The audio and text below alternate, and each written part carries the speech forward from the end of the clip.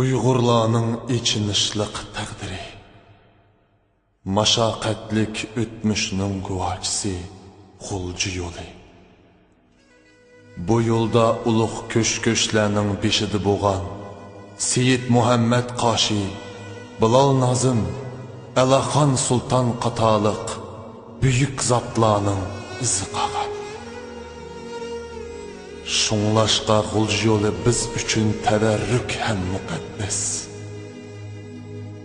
Shu yo'l tufayli yuzlagan, minglagan qarindoshlarimiz taqdirning qara qismatidan jon saqlab qolgan bo'lsa, ba'zida yuzlagan qarindoshlarimizning nomizi mana mushu yo'lda bemezgil tushirilgan.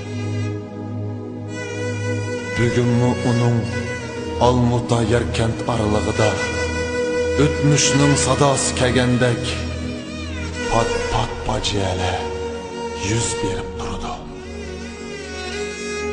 Ya Rabbim, rahim qilgaysan, rahim qilgaysan, rahim qilgaysan.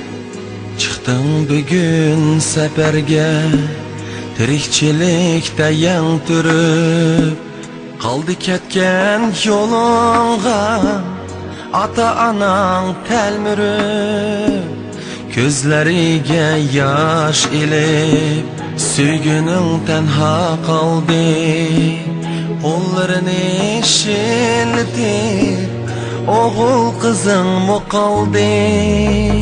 Xudoyimga omonat deb qadamni boshlag'in, oldindagi sirba yo'lga nazar tashlag'in.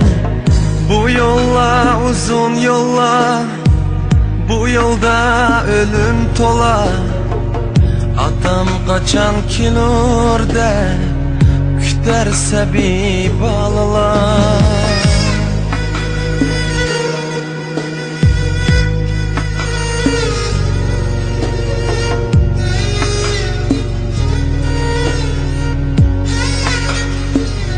O'rab shirin uyqular ushbu yo'llar qo'ynida, ketdi shumulib ko'zlar, olamdan bo'ldi juda.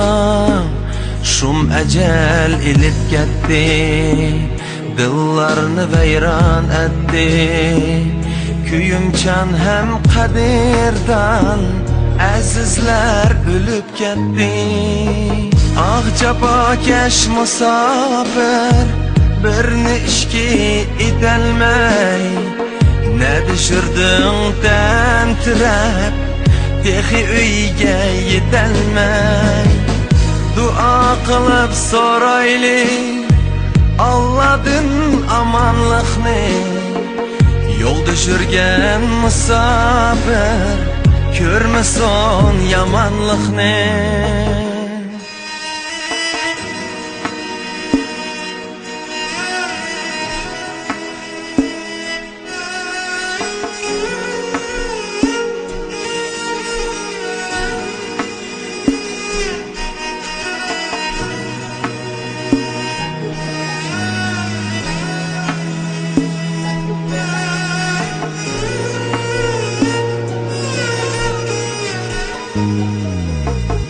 Xudoyimga omonat deb qadamni boshlag'in, oldindagi sirba yo'lga nazar tashlag'in.